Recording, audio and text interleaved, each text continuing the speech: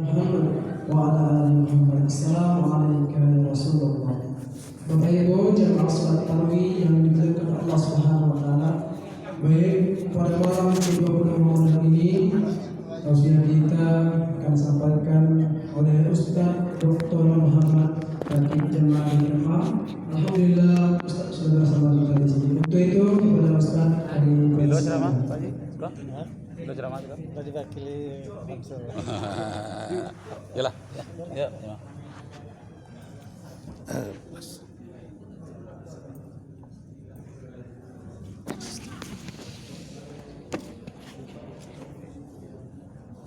Astagfirullah.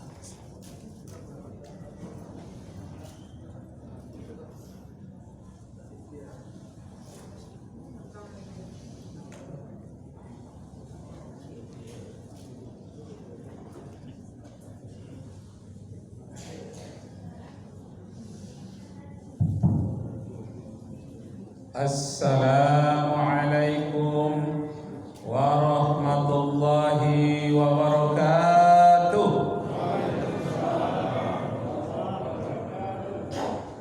Nashkurullaha syukran katsira bi qiraatil hamdalah ala hidayatihi wa taufiqihi alladhi nahnu na'isu biha wa nusalli wa nusallimu ala sayyidina Muhammadin ala juhdihi wa bazlihi litablighi syara'illah hidayatan lana. Bapak Ibu kaum muslimin jamaah tarawih yang berbahagia, tadi nama saya sudah tahu ya. Nama saya M. Rakib. M-nya itu malaikat. Malaikat Rakib. Rakib itu terdiri dari 5 huruf, R-A-K-I-B. Rajin, aktif, kreatif, insya Allah berhasil. Ujungnya Jamari, Jawa, Minang, Aceh, Riau. Ujungnya lagi yang paling gawat, MAG, Magister Alam Gaib. Enggak ya, Magister Agama.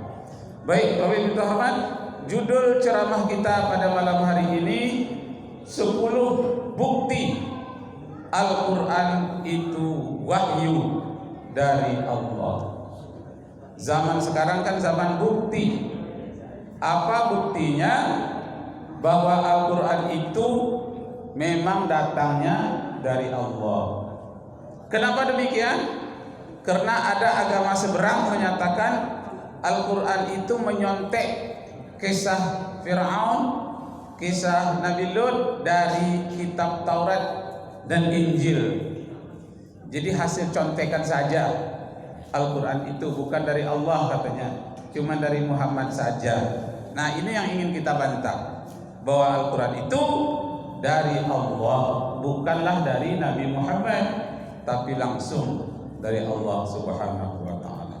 Nah, ada 10 bukti bahwa Al-Quran itu memang dari Allah.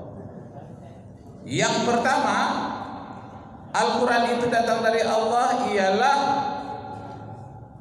tidak ada keterangan Al-Quran ini yang detailnya itu yang diambil dari kitab Taurat dan Injil, dan tidak ada hal itu. Misalnya kisah Fir'aun ada di dalam Taurat, dalam Injil, tapi hanya dasar-dasarnya saja. Kalau yang detailnya sampai ke ujungnya itu ada di dalam Al-Quran. Cerita Fir'aun misalnya di dalam surat 10, namanya surat Yunus ayat 92. Falyawma nunajjika bi badanika litakuna liman khalfaka ayatan wa inna katsiran minan nasi an ayatina laghafilun.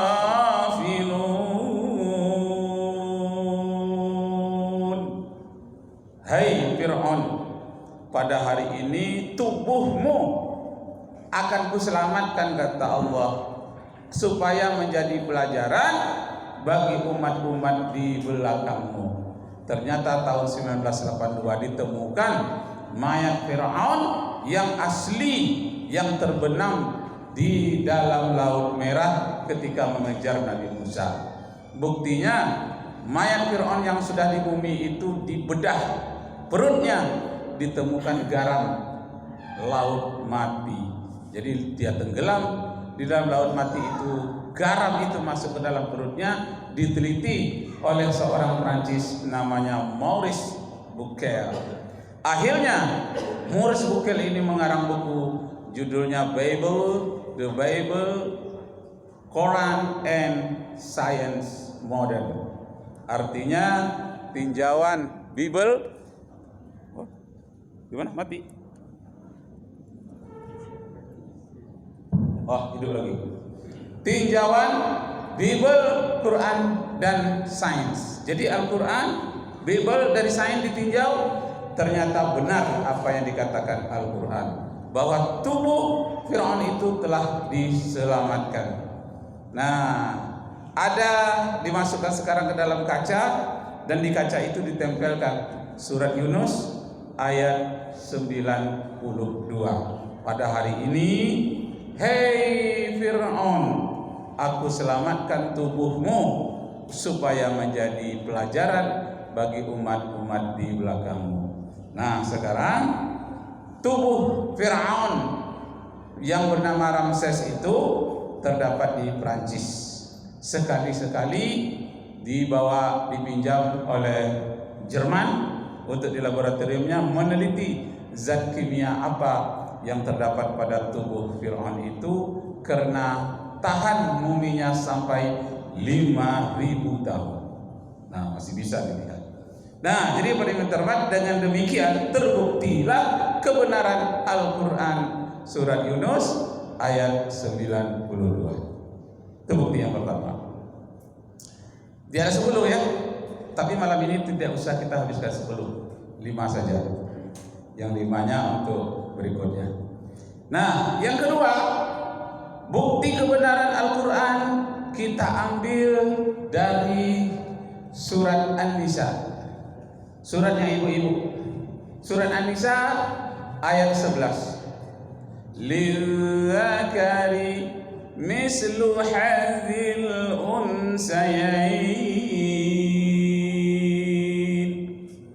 Bagi harta waris itu bagi laki-laki seukuran 2 pembahagian anak wanita. Jadi 1 bagian laki-laki sebanding dengan 2 bagian anak wanita. Surat An-Nisa ayat 11. Nah, para ibu terhormat, terjadilah di Amerika ada 5 orang dokter ateis, 2 orang dokter Katolik, 1 orang dokter Muslim asal Mesir. Ketika dia berdiskusi tadi, anak-anak yang dirawat banyak, ada yang sudah diambil oleh ibunya setelah diserahkan oleh bidan setempat, perawat setempat. Tahu-tahu tinggal 1 orang anak laki-laki, ibu tinggal 2. Entah apa kesalahan administrasinya, karena begitu banyaknya, barulah dokter tadi menyadari, oh rupanya ada sesuatu kesalahan dalam bidang administrasi pengambilan anak yang lahir pada hari itu yang dibawa pulang. Tinggal 1 orang anak laki-laki, ibu ada 2. Nah, dokter yang ateis ini telah meneliti yang mana ibu ini merupakan ibu dari anak laki-laki yang tinggal. Tidak tahu dia, orang ateis. Sedangkan yang Katolik juga tidak tahu, tidak ada informasi di mana-mana pun. Menurut agamanya, kitab sucinya juga tidak ada informasi yang mana ibu dari anak laki-laki yang tinggal tadi, bayi yang tinggal. Nah, datanglah dokter Muslim asal Mesir yang sudah menjadi warga negara Amerika Serikat. Bertanyalah dokter Katolik dengan ateis tadi, wahai kamu, dari Mesir, dokter Muslim. Kalau memang agamamu hebat, menerangkan segala-galanya, Al-Quran itu sempurna, coba engkau teliti yang mana di antara dua ibu ini yang ibu dari anak laki-laki ini. Ya, katanya, biar saya periksa. Berdasar saya memeriksa itu adalah dari surat An-Nisa ayat 11. Lidzakari mislu hazzil unsayain. Harta waris bagi laki-laki 2 kali lipat dibandingkan dengan anak wanita. Nah, saya teliti di antara dua orang ibu ini, saya bisa menebak ibu inilah yang sebelah kanan saya yang menjadi ibu dari anak laki-laki itu. Kenapa? Karena jumlah air susu ibu untuk anak laki-laki 2 kali lebih banyak dibandingkan dengan volume air susu dibandingkan dengan anak perempuan.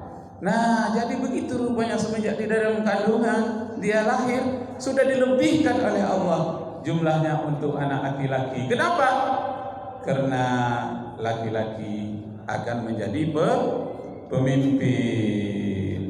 Nah, itu ayat Al-Quran. Surah An-Nisa juga ayat 34 menyatakan Ar-rijalu qawwamuna 'alan nisa bima faddalallahu ba'duhum 'ala ba'din wa bima anfaqu min amwalihim.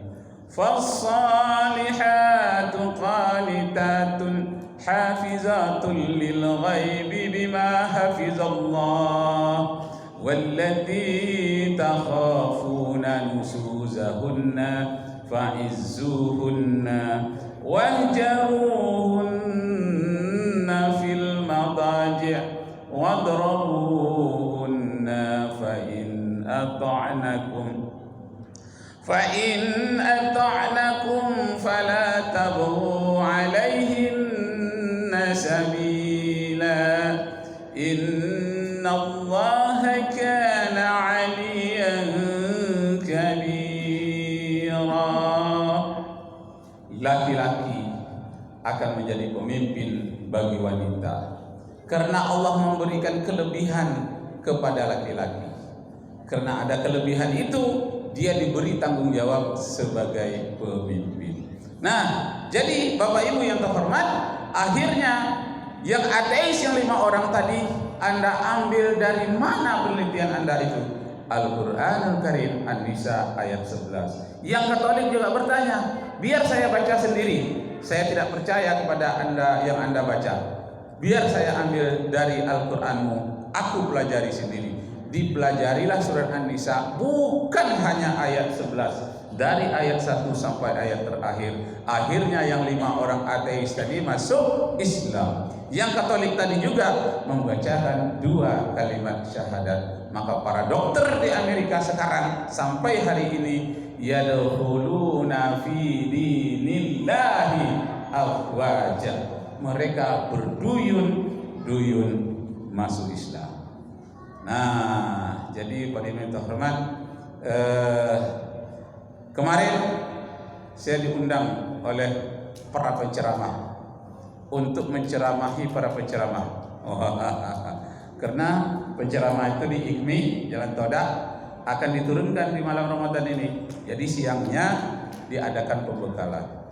Sayalah yang disuruh memberikan pembekalan. Ayat ini yang saya sampaikan. Saya katakan, bapak-bapak, ibu-ibu, para ustaz, penemuan baru menyatakan bahwa susu untuk ibu yang anaknya laki-laki 2 kali lebih banyak daripada untuk anak perempuan. Tahu-tahu menyeletuk Ustaz Safruddin Saleh. Risi Ustaz, tidak Ustaz, susunya sama banyak Ustaz.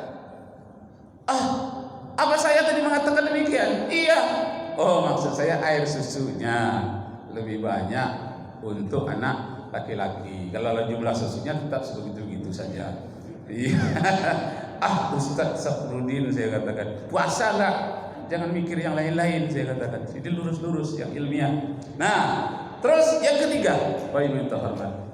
Yang ketiga, bukti Al-Quran itu benar wahyu dari Allah adalah dibuktikan hasil penelitian dokter dari Taiwan. Dokter dari Taiwan ini tepat bulan puasa berkunjung ke Mesir bersama dengan dokter dari Cina, dari Jepang, dari Prancis, berkumpul di Mesir. Karena di Mesir ini lebih maju peralatan-peralatan kedokterannya. Karena dia punya budaya keilmuan dalam bidang kedokteran dari dulu, bukan hanya sekarang. Nah, ketika di Mesir dia ditinggalkan di hotel. Kebanyakan dokter-dokter ini hari Jumat pergi sholat Jumat.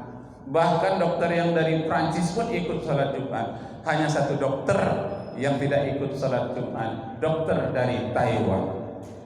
Nah, ketika dia tinggal, apa katanya? Karena saya tidak pergi ikut sholat Jumat, tolong tinggalkan satu buku untuk saya baca-baca selama kalian pergi sholat Jumat. Ditinggalkan oleh dokter Muslim tadi, tapi ini bukan dokter manusia, dokter hewan. Nah, dokter binatang ya. Ditinggalkan satu buku. Buku itu adalah terjemahan Al-Quran di dalam bahasa Inggris. Tinggallah dokter hewan yang dari Taiwan tadi, dia baca-baca. Terbukalah dia di dalam Al-Quran, surat Ali Imran ayat 112 yang bunyinya, Innal ladzina kafaru bi ayatina sawfa nuslihim naran kullama nudijat juluduhum baddalnahum juludan ghairaha liyadhuqul adzab. Artinya, apabila manusia nanti ada yang masuk neraka, itu yang diserang oleh api neraka itu kulitnya terlebih dahulu. Apabila hangus kulit yang pertama, digantikan dengan kulit yang baru, supaya mereka merasakan kepedihan, benar-benar merasakan azab. Ayat itu diulang-ulang tentang kulit disebutkan. Kebetulan dia dokter hewan, ahli tentang kulit. Tapi tidak pernah membaca Al-Quran. Dia baca tadi itu pun bukan bahasa Arabnya, terjemahannya adalah bahasa Inggris. Nah, dia baca, aku ini dokter hewan ahli kulit. Setiap binatang itu kulitnya 8% dari berat hewan. Baik dia itu sapi, kerbau atau gajah, itu 8% dari berat badannya adalah berat kulit. Disebutkan tadi bahwa kulitnya itu untuk merasakan kepedihan azab. Ternyata pusat rasa itu terdapat di kulit. Ini hebat ini katanya. Dari dulu saya telah meneliti, memang pusat rasa pedih, rasa sakit itu di kulit. Ini disebutkan kulit. Ketika dokter Muslim pulang dari sholat Jumat, dokter hewan yang dari Taiwan tadi mengatakan, Bung, Pak, ini karangan siapa buku ini katanya. Dia tidak tahu itu Al-Quran. Ini karangan siapa? Wah, ini bukan karangan siapa, ini kitab suci dari Tuhan. Waduh, pantaslah. Kenapa? Tidak ada salah sedikit pun, tidak ada salahnya. Kalau karangan manusia pasti ada salahnya. Kalau hasil penelitian manusia yang tahun ini bisa dibatalkan oleh hasil penelitian tahun berikutnya. Ini tidak, dari dulu sampai hari kiamat yang pusat rasa itu terdapat pada kulit. Kalau begitu ini memang bukan karangan Muhammad. Ini dari mana Muhammad itu dapat? Inilah wahyu dari Allah. Inilah bukti kebenaran secara ilmiah ayat-ayat Allah. Nah, kalau begitu katanya, saya masuk Islam. Langsung dia syahadatkan, I testify that there no God but Allah, and I believe that Muhammad is his prophet. Mulai hari ini saya bersyahadat, saya mengakui tiada Tuhan selain Allah, Nabi Muhammad utusan Allah. Itulah terjemahan dalam bahasa Inggris dari dua kalimat syahadat. Asyhadu an la ilaha illallah wa asyhadu anna Muhammadar Rasulullah. Yang keempat, nah, pada minta hormat, kemudahan yang berkaitan dengan puasa, ya kan? Puasa pernah diwajibkan kepada umat lain sebelum kita. Kama kutiba 'alal ladzina min qablikum la'allakum tattaqun. Jadi umat-umat terdahulu semuanya punya puasa. Orang agama Hindu juga ada puasanya. Cuma beda-beda sedikit dengan kita. Agama Buddha ada puasanya. Agama Shinto di Jepang ada juga puasanya. Nah, ada seorang ustadz dapat istri orang Jepang. Ustadz. Nah, istrinya ini setelah jadi mu'allaf menikah, tidak lama kemudian dia dapat anak. Ketika dia dapat anak masih kecil, 1 bulan, datanglah bulan puasa. Apa kata istri ustadz ini? Bang, aku mau puasa. Aku kan mu'allaf, aku sudah jadi muslim. Enggak usahlah, kamu kan punya anak kecil, kita bayar fidyah saja nanti. Tetapi mengingat udara bagus, dia tidak begitu haus, puasa juga dia. Sudah dilarang oleh suaminya puasa juga yang si Jepang ini. Nah, yang apanya orang Lombok, orang Indonesia taat beragama, walaupun bukan ustadz besar, ustadz kecil-kecilan, tapi kukuh keagamaannya. Nah, istrinya ini mau puasa, nggak usah lagi. Lalu ditanyakannya, bang, kalau puasa itu bagaimana? Kalau puasa itu mulai dari terbit matahari sampai matahari terbenam. Wah, suaminya itu dari subuh sudah berangkat, nanti malam baru pulang. Sampai dia di pabrik tempat dia bekerja, sampai hampir tengah hari menelpon istrinya, bang, aku mulai puasa hari ini, puasa pertama. Puasa dia, padahal dia punya anak kecil. Nah, sudah tuh pulang suaminya, sudah hampir berbuka. Jadi kamu puasa hari ini? Kan kamu punya anak kecil. Iya, bisa. Jadi puasa kamu hari ini? Iya. Saya tidak makan hari ini. Kan abang mengatakan kamu tidak boleh makan mulai dari terbit matahari sampai matahari terbenam. Maka aku tidak makan, cuman aku minum saja katanya. Tidak tahu dia bahwa minum itu membatalkan puasa. Ya, suaminya salah mengasih informasi, cuma tidak makan katanya. Nah, suaminya yang salah. Padahal ustadz ya, lupa dia. Disangkanya sudah lama ngerti dalam Islam. Padahal mu'allaf dilarang makan mulai dari terbit matahari sampai terbenam. Ya nggak makan dia, tapi minum katanya.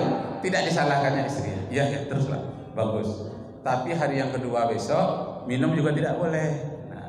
Karena mu'allaf tidak dimarahinya suami istrinya. Tapi nggak usahlah puasa, aku punya anak kecil. Ya saya coba nanti katanya. Aku tidak makan, tidak minum sehari besok.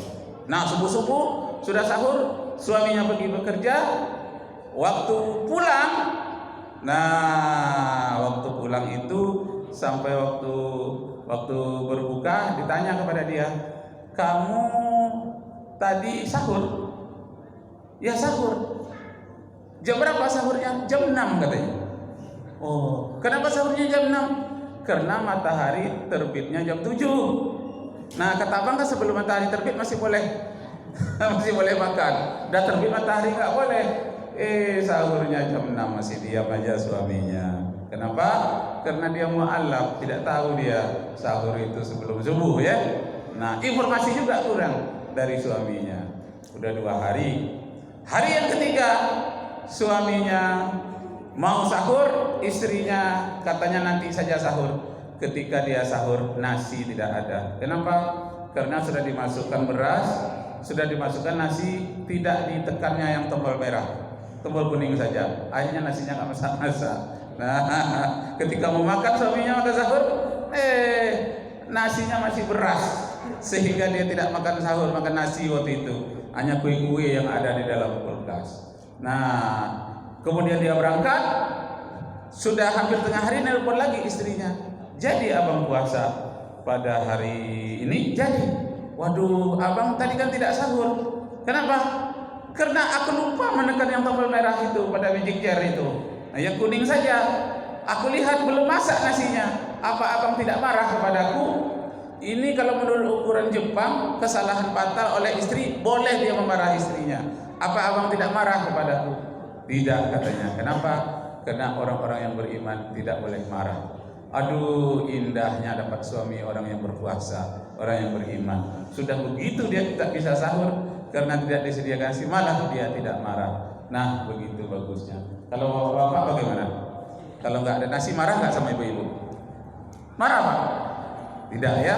Nah, masih panjang Bapak Ibu terhormat. Terakhir saya tutup, bukti kebenaran Al-Qur'anul Karim adalah tentang naik ke ruang angkasa ditemukan oleh pilot Cina. Nah, Cina punya pilot naik ke ketinggian yang sangat tinggi baru-baru ini, masih ada di YouTube. Dia merasa pilot Cina ini setelah dia turun dari ketinggian 300.000 kaki, akhirnya sampai ke bawah. Apa katanya? Betul kata Muhammad itu yang ada di dalam Al-Quran, bahwa semakin tinggi kita naik, semakin lama dada kita semakin merasanya mendesak.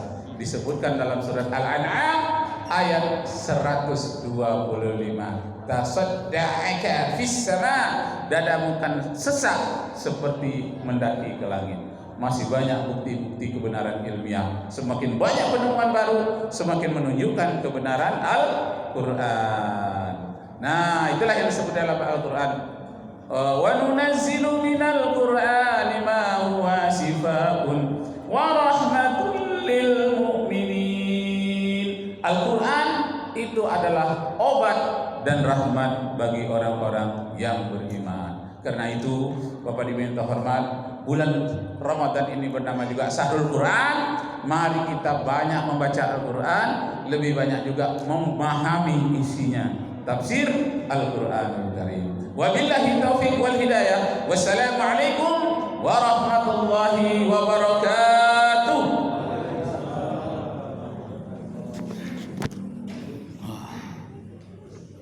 Yuk, minum. Yuk. Allah. Alhamdulillah, terima kasih kita ucapkan kepada Ustaz. Mudah-mudahan apa yang disampaikan tadi bermanfaat bagi kita semua. Amin ya rabbal alamin. Alhamdulillah, kita masih pada malam minggu